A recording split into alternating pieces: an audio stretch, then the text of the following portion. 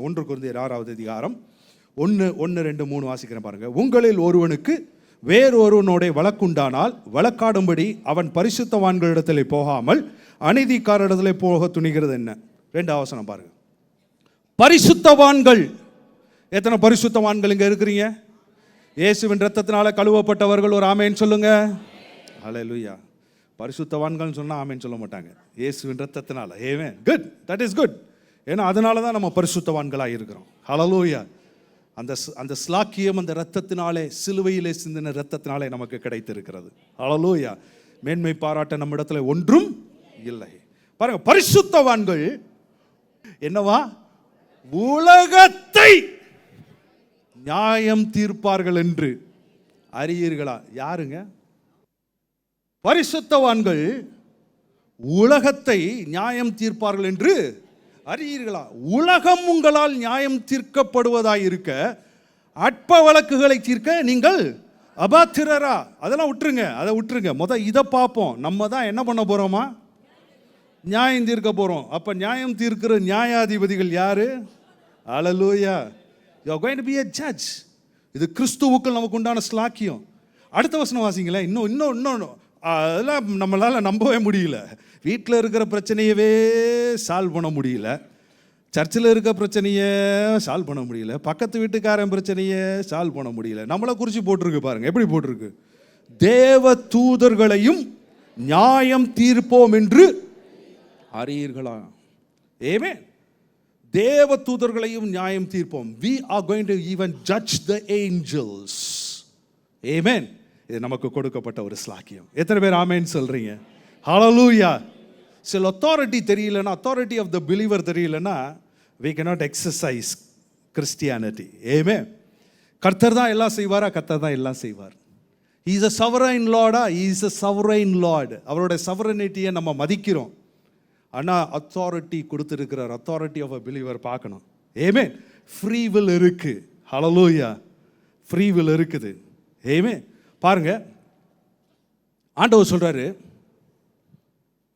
மோசேயை பார்த்து சொல்றாரு, பார், நான் உன்னை பார்வோனுக்கு தேவனாக்கினேன். அப்படின்னா என்ன அர்த்தம்? உங்களுக்கு நான் தேவனாயிட்டேன், சரிங்களா அப்படின்னு வச்சுக்கோ. அப்படின்னு சொன்னா என்ன வேணாலும் இவங்களை ஆட்டி படைச்சி, இவங்களை அடிச்சு நொறுக்கி, எனக்கு இணங்க வச்சு, எனக்கு அடிமையாக்கி நான் என்ன வேணாலும் செய்யலான்றது கிடையாது. நல்லா தெரிஞ்சுக்கோங்க. மோசேயை பார்த்து சொல்றார், பார், நான் உன்னை பார்வோனுக்கு தேவனாக்கினேன்னு சொன்ன உடனே இவரை போய் பார்வோனை அடிச்சு புடிச்சு பார்வோனை கீழ்ப்படுத்தி அப்படிலாம் கிடையாது. No no no no no. He is above Pharaoh. அங்கே பார்வோனுடைய தீர்ப்பு ஃபைனல் தீர்ப்பா இல்லாம மோசேயினுடைய தீர்ப்பு தான் ஃபைனல் தீர்ப்பா இருக்க போகுது. அதான் அர்த்தம். நல்லா தெரிஞ்சுக்கோங்க. சில நேரத்தில் இந்த மாதிரி அத்தாரிட்டி சில காரியங்கள்லாம் நம்ம பேசும் பொழுது நிறைய பேருக்கு என்ன அப்படின்னு கேட்டிங்கன்னா, சில காரியங்கள் ஒர்க் அவுட் ஆகலை, சில காரியங்களுக்கு பதில் கிடைக்கல அப்படின்னு சொன்ன உடனே இவங்க என்ன நினச்சிக்குவாங்க? இதெல்லாம் வேலை செய்யலை, இதெல்லாம் அப்படின்னு யோசிச்சுக்குவாங்க. நல்லா தெரிஞ்சுக்கோ. ஒரு காரியத்தை மாற்ற சொல்கிறேன். ஒரு மூன்றாவது ஒரு மனிதர் அதில் இன்வால்வ் ஆகிறார்னா, மனுஷன் இருந்தால் அங்கே ஃப்ரீ வில் என்பது இருக்கிறது. ஏதேன் தோட்டத்தில் தேவன் மனுஷனை உண்டாக்கி அங்கே அவனை அந்த தோட்டத்திலே அதை பண்படுத்தவும் காக்கவும் வைக்கிறார். ஏவாள் கனியை புசிக்க போறாங்க. அது தேவனுக்கு தெரியுமா தெரியாதா? தேவன் தேவன் தானே, அப்ப இவருக்கு எல்லாம் தெரியும்ல அப்படின்னு சொன்னா அந்த அம்மா கனியை புசிக்க போதும் தெரியும்ல, அப்ப தடுத்துருக்கலாம்ல. அப்புறம் எப்படி அவர் கடவுள்ன்ற? Free will. there is a free will. மனுஷன் வரும் பொழுது கர்த்தர் ஒரு தனி மனிதனை அங்கீகரிக்கிறார், அவனுக்கு மரியாதை செலுத்துகிறார். ஹல்லேலூயா. சுய சித்தத்தை கொடுத்திருக்கிறார். இஸ்ரவேல் ஜனங்கள் அவரை மட்டுப்படுத்தினார்கள் சங்கீதத்தில் இருக்கு. they limited God. a limitless God was limited. ஏன்னா மனுஷன் அதுக்கு கீழே அவன் இனங்கலன்னு சொன்னா தேவன் விட்டு கொடுக்கிறார். இயேசு கிறிஸ்து வார்த்தை மனு உருவானவர். நாசரேத் ஊரில் அவரால் என்ன செய்ய முடியல? ஒரு சில வியாதியஸ்தரை சுகமாக்குறது அல்லாமல் அவரால் வேற ஒன்றும் செய்ய முடியல. இப்போ நான் வரேன். மோசேட்ட சொல்றாரு. இப்போ அவன் சொல்றான், அந்த பார்வோன் எப்படி எனக்கு செவி கொடுப்பான்? பார்க்கிறதுல தான் மாற்றம் உண்டாகுது. நான் உன்னை பார்வோனுக்கு தேவனாக்கினேன்.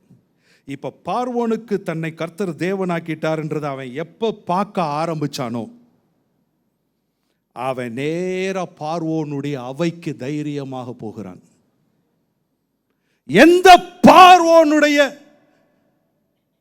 எந்த எகிப்திலிருந்து எந்த பார்வோனுக்கு பயந்து அவன் ஓடி போனானோ அதே பார்வோனுடைய அவைக்கு அவன் தைரியமாக போகிறான்.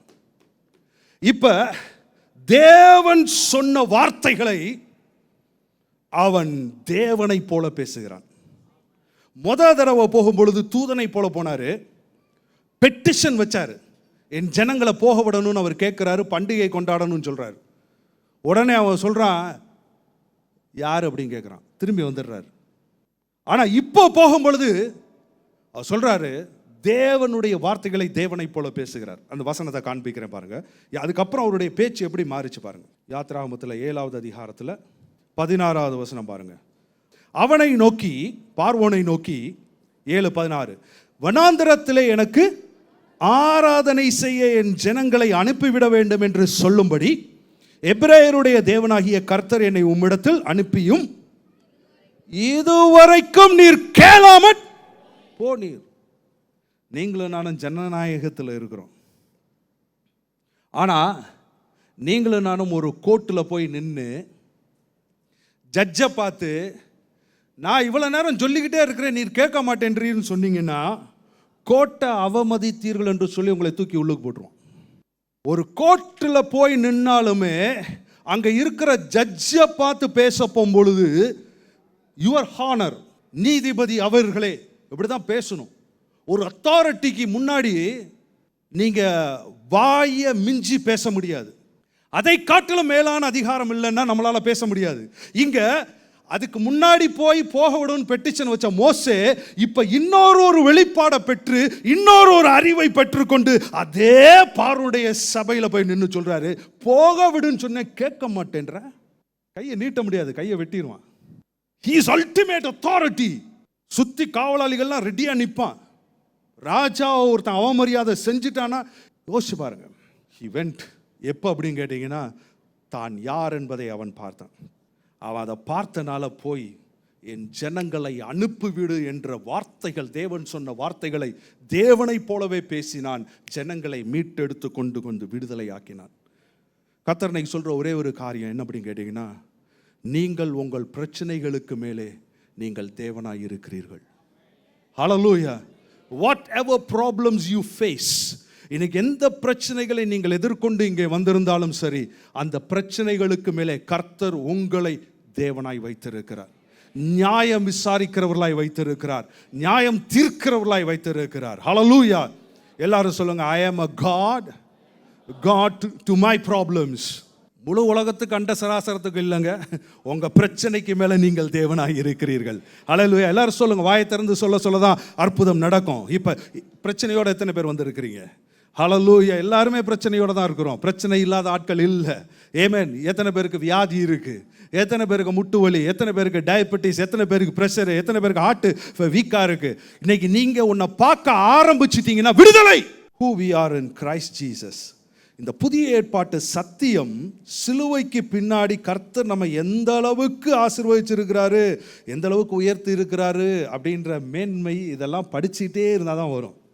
இன்னைக்கு கிறிஸ்துவுக்குள்ள நமக்கு என்ன அதிகாரம் இருக்கிறது என்பதை அறிந்து நம்ம பார்க்கணும். நம்முடைய பிரச்சனைகள் மேல் நம்மை ஆளுகிறவர்களாய் கர்த்தர் நம்மை வைத்திருக்கிறார்.